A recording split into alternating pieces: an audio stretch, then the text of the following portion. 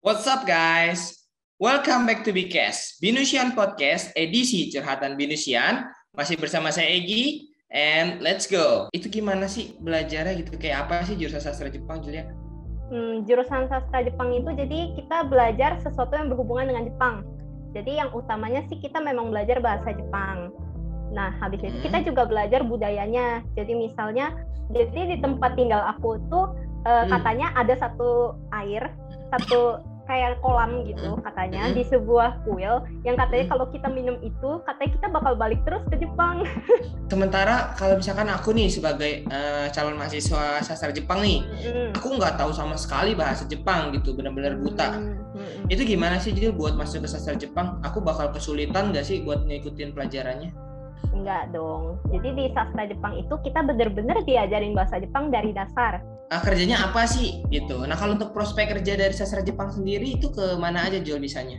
Oh, di perusahaan Jepang tuh kayak gini loh, sistemnya kayak begini. Jadi kita nggak kaget pas masuk ke sana. Nah, itu yang salah satu keuntungannya masuk sastra Jepangnya BINUS. Ya.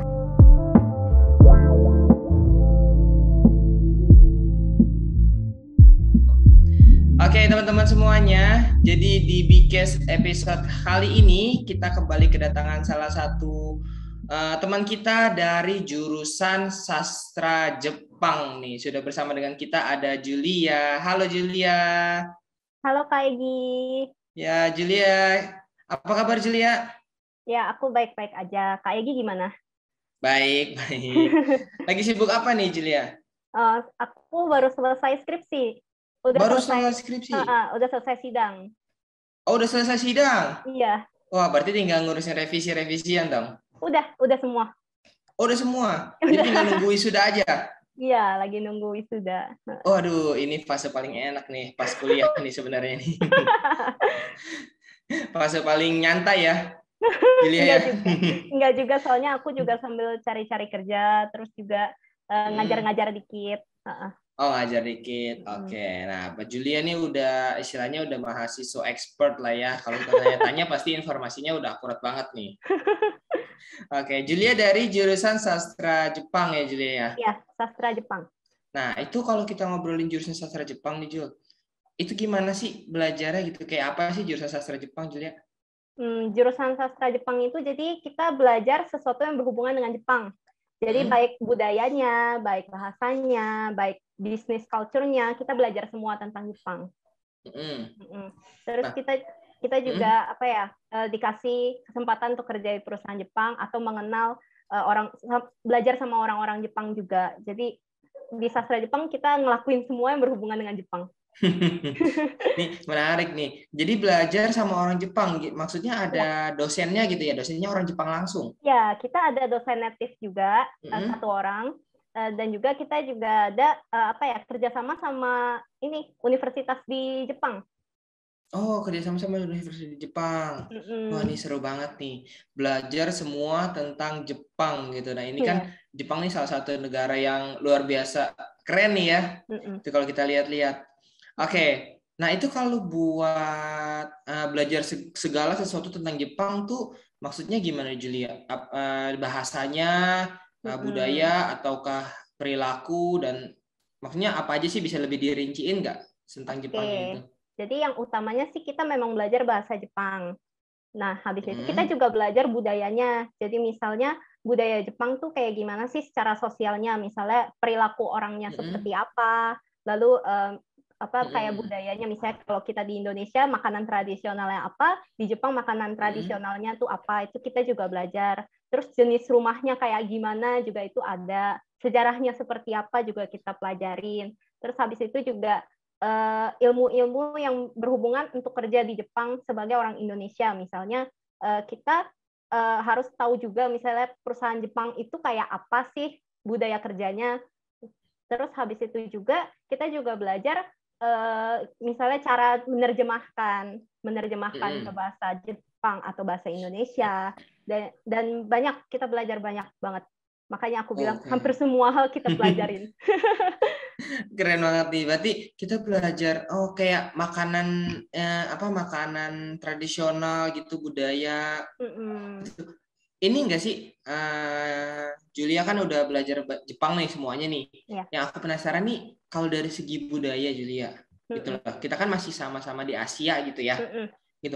Itu sejauh apa sih perbedaan budayanya Jepang sama Indonesia ini? Kalau misalnya ya kehidupan sehari-hari, kebetulan sebenarnya aku juga ke Jepang tahun kemarin. Oh, tahun kemarin kamu ke Jepang? Iya, jadi Waduh. Jurusan aku ini salah satu jurusan yang kebetulan kerjasama sama sebuah perusahaan di Jepang langsung, dan ada program di mana kita bisa pergi ke Jepangnya langsung kerja di perusahaan sana. Tuh. Nah, kebetulan aku juga pergi ke sana dan aku paling ngerasain itu perbedaannya di kantornya sebenarnya. Jadi di perusahaannya. Jadi kalau misalnya kita sebagai orang Indonesia tuh kalau telat kan kita agak toleran. Iya, iya benar. 5 menitan nggak apa-apa lah ya, itu oke lah gitu. Tapi kalau di sana 5 menit telat aja udah merasa berdosa banget tau. Oh, 5 menit tuh, 5 menit doang? Iya. Aduh, padahal 5 menit tuh kalau di sini alasannya macet lah, atau mungkin tadi ada kecelakaan lah di jalan atau ada apalah gitu kan, 5 menit lah ya. Oh, di Jepang tuh udah kayak merasa berdosa banget. Itu emang beda sih, benar-benar beda tuh budaya kerjanya tuh. Nah, oke. Kemudian kalau kita belajar bahasa Jepang nih di sastra Jepang gitu, itu wajib nggak sih Jil di kelas menggunakan bahasa Jepang terus gitu? Enggak kok. Jadi di kelas pun kita juga pakai bahasa Indonesia kok. Dosennya pun juga semua pakai bahasa Indonesia. Cuma memang ada satu mata kuliah yang diajari oleh native. Nah, di sini kita memang semacam kesempatan nih kita pakai bahasa Jepang kita latih, membiasakan cara bahasa Jepangnya. Jadi cuma untuk satu mata kuliah aja. Oh gitu. Jadi dengan dosen native-nya ya yang memang orang Jepang langsung gitu. Jadi kita mau nggak mau ya memang harus berbahasa Jepang. Nah, sesusah apa sih Jul bahasa Jepang Jul? Kalau aku lihat-lihat dari film ya, dari TV gitu kan sempat belajar sedikit-sedikit. Itu kayaknya agak susah gitu. Nah tapi kalau bagi Julia sendiri yang udah ngerasain belajar bener-bener tuh, susah nggak sih sebenarnya bahasa Jepang Jul? Dibilang gampang enggak, dibilang susah enggak. Jadi gampang enggak, susah enggak. Ya, gampang enggak, susah enggak. Jadi di Jepang itu, bahasa Jepang itu memang salah satu bahasa yang tersulit kedua di dunia. Itu memang ada yang pertama. Terus cuma kayak aku sendiri pun memang belajar terus dan aku menemukan bahwa bahasa Jepang ini menarik gitu. Bahasa Jepang ini beda sama bahasa yang kita pakai sehari-hari, dan kalau karena berbeda itulah aku semangat belajarnya. Kan dia berbeda sama kita gitu. Jadi aku kayak pengen nguasain bahasa Jepangnya gitu loh. Aku pengen lebih jago lagi. Makanya bagi aku memang gampang-gampang susah lah. Ada gampangnya, ada susahnya. Tuh. Ya, karena namanya bahasa asing ya pasti ada susahnya. Tapi karena kamunya orangnya tertarik gitu ke bahasa Jepang, jadi kayaknya ya udahlah ya, susah-susah dikit kita ngejalaninnya hobi ataupun happy gitu ya. Ya udah kita jalanin aja. Ya. Berarti sekarang Julia ini udah lancar dong bahasa Jepangnya. Lupa-lupa inget juga sih, udah setengah tahun di Indonesia. Udah setengah tahun di Indonesia. Udah kuliah online setahunan ya, selama skripsi online, jadi mungkin nggak terlalu dipakai gitu ya. Karena bahasa Jepang ini agak susah nih, kita mau nemuin lawan bicara kalau bukan teman yang dari kuliah satu jurusan ya agak susah gitu. Kalau bahasa Inggris kan kita ngobrol sama teman kan mungkin beberapa ada yang bisa. Kalau bahasa Jepang nih benar-benar harus dilancarinya agak susah cara ngelancarinnya nih. Nggak ada rencana ini lagi, Jul? Balik ke Jepang lagi buat memperlancar bahasa Jepang? Ada dong. Ada dong. Karena jujur ya, Jepang itu negara yang kayaknya ngangenin nggak sih? Kalau udah ke sana pasti pengen balik lagi dah. Iya. Jadi di tempat tinggal aku tuh katanya ada satu kayak kolam gitu katanya di sebuah kuil yang katanya kalau kita minum itu katanya kita bakal balik terus ke Jepang. Kayaknya aku tahu deh. Itu kayak kuilnya agak gede nggak? Airnya ada kayak air mancurnya bukan sih? Bukan air mancur sih. Aku juga kebetulan ke sana dan minum airnya. Dan dia dia tuh kayak ada 3 angsal gitu di sana.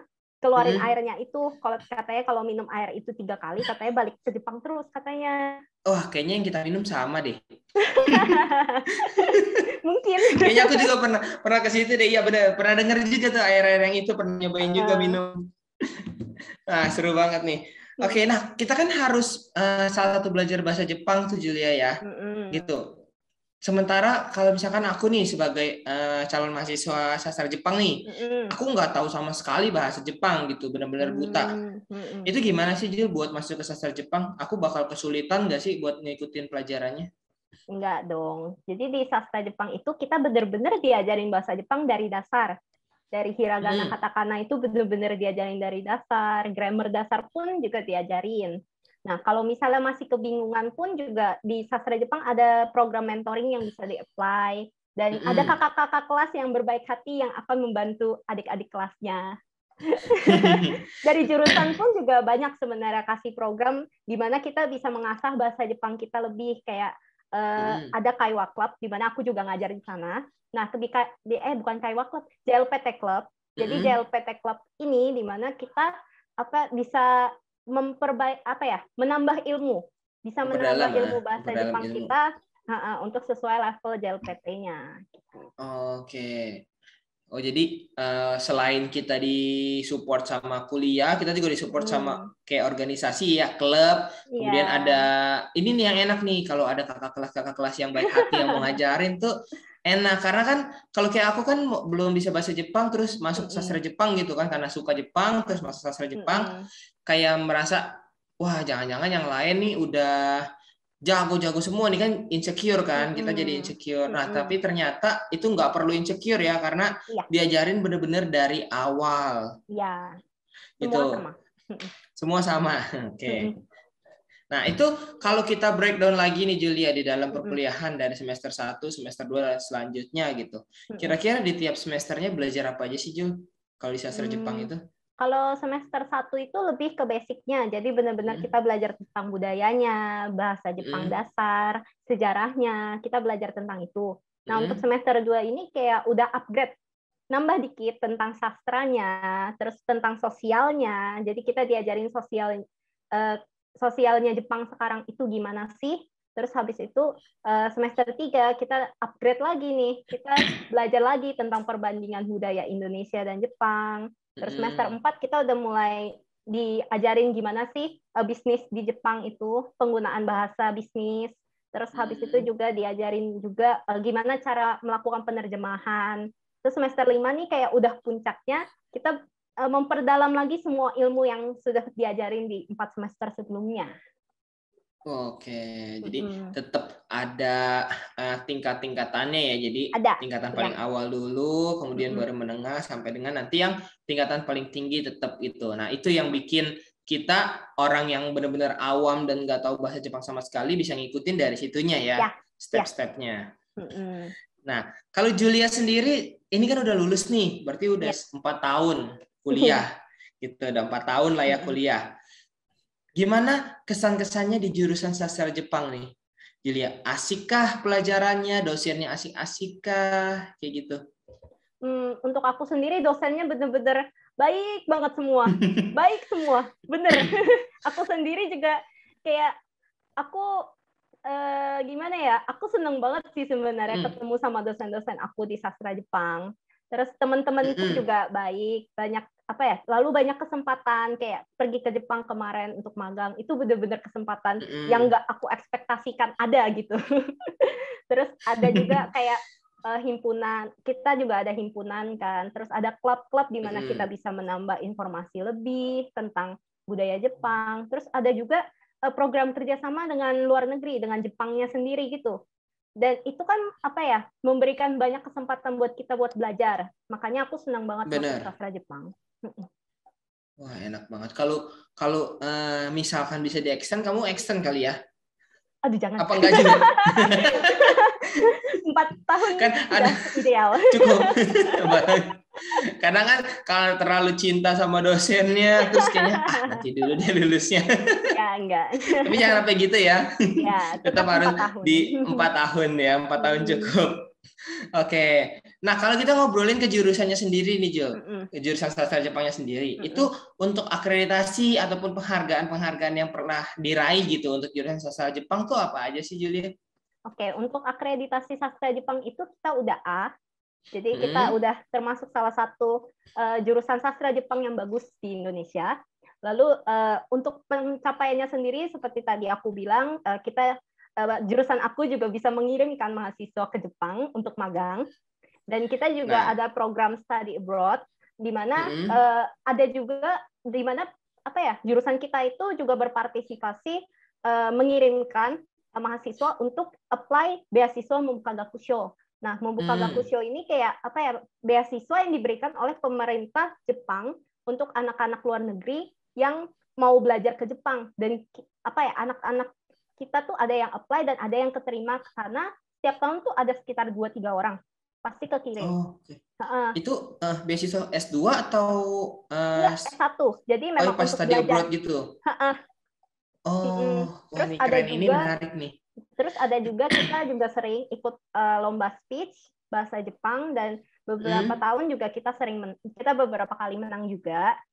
Dan itu semua memang disiapkan, dalam jurusan memang disiapkan. Jadi misalnya untuk ikut lomba, dosen kita akan support, untuk persiapan Membuka Gakusho juga disupport.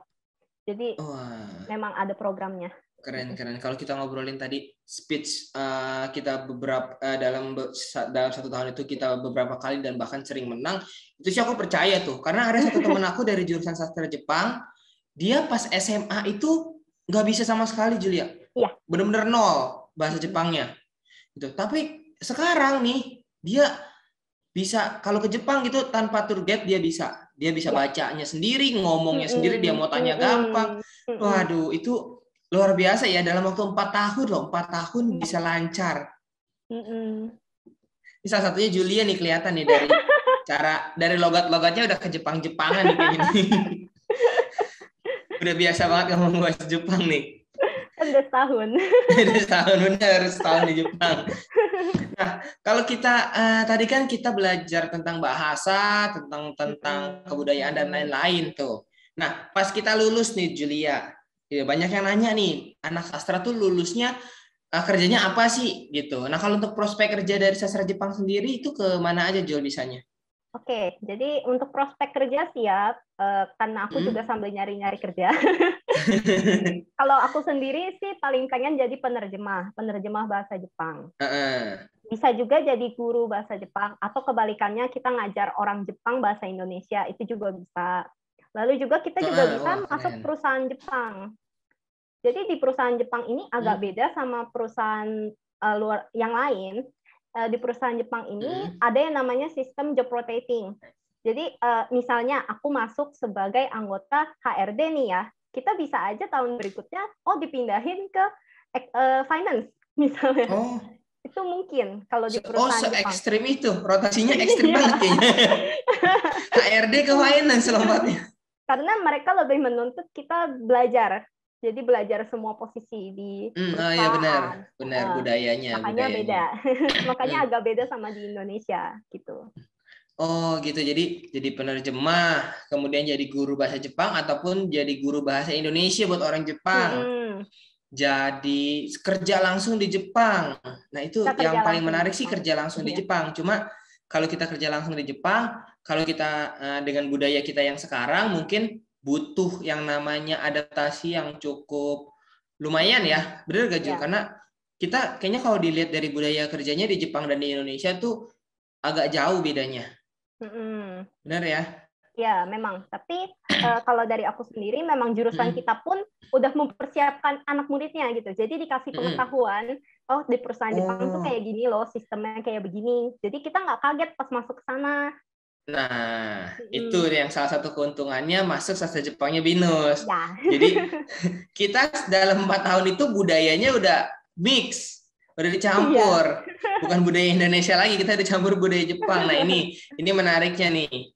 Keren banget nih. Oke nih, tadi Julia udah sharing perkuliahan, udah sharing tentang apa kerjanya juga tadi, terus prospek kerja, karir dan lain sebagainya. Nah, sekarang ada satu hal yang aku mau minta nih dari Julia nih. Boleh nggak sih coba ngomong dalam bahasa Jepang gitu, Julia?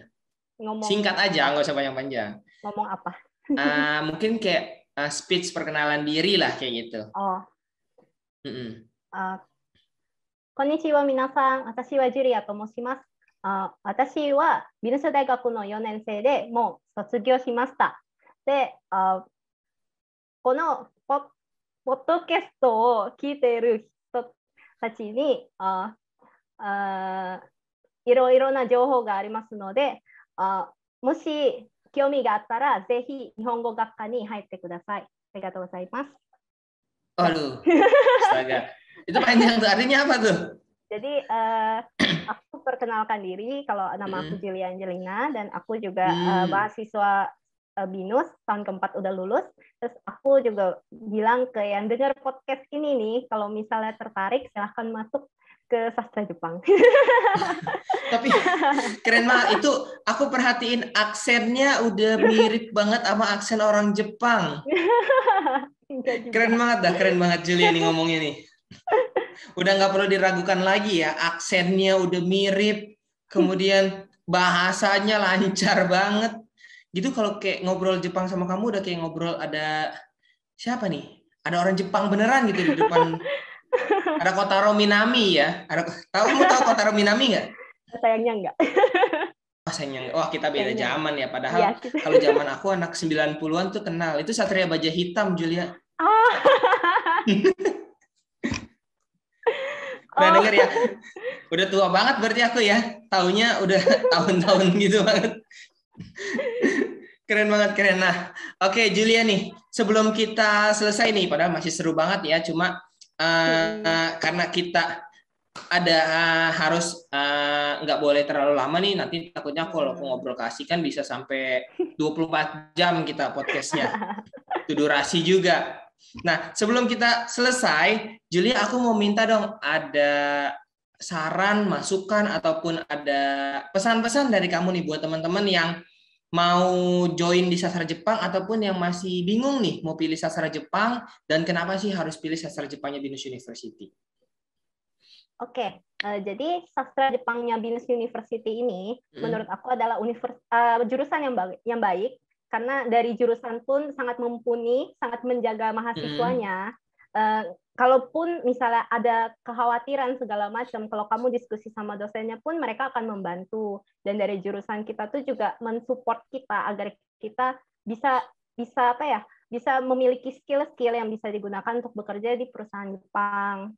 Jadi semuanya itu akan disupport oleh jurusan. Makanya kalau misalnya bingung, ragu dan gimana ya, masih diangan-angan lah masuk sastra Jepang itu, masih bingung gitu, masuk aja nggak apa-apa. Kita kakak kelas kamu, dosen-dosen kamu, teman sekelas kamu akan mensupport kamu gitu. Waduh. Ini didengar ini guys ya, ini adalah pesan-pesan dari mahasiswa senior nih. Ini senior nih sastra Jepang nih.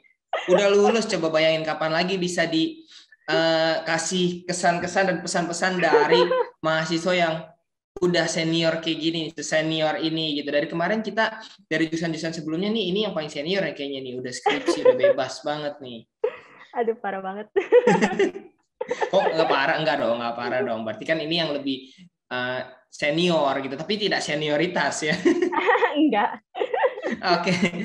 Oke, Julia, kalau gitu thank you banget Julia ya atas waktunya. Mungkin di tengah-tengah kesibukannya masih menyempatkan diri untuk bisa bergabung di sini buat sharing dengan teman-teman semua. Semoga Julia selalu sehat ya Julia, diberikan kesehatan dan juga semoga selalu semangat dalam menjalani kehidupannya ya. Semoga sukses untuk tahap baru dalam kehidupannya gitu. Setelah lulus dari tahap pendidikan masuk ke dalam dunia kerja nih. Semoga sukses selalu buat Julia nih. Ya, makasih ya Kak. Oke, kalau gitu. Thank you sekali lagi ya. Arigatou gozaimasu, Julia ya. Sampai bertemu lagi di lain kesempatan dan juga untuk teman-teman. Thank you banget sudah nonton untuk episode Bikes kali ini. Dan jangan lupa untuk selalu menyaksikan Bikes episode-episode selanjutnya karena kita selalu menghadirkan narasumber-narasumber dan pembicara yang pastinya seru dan juga bermanfaat nih bagi teman-teman semua. Kalau gitu sampai berjumpa di Bcast episode selanjutnya dan bye-bye.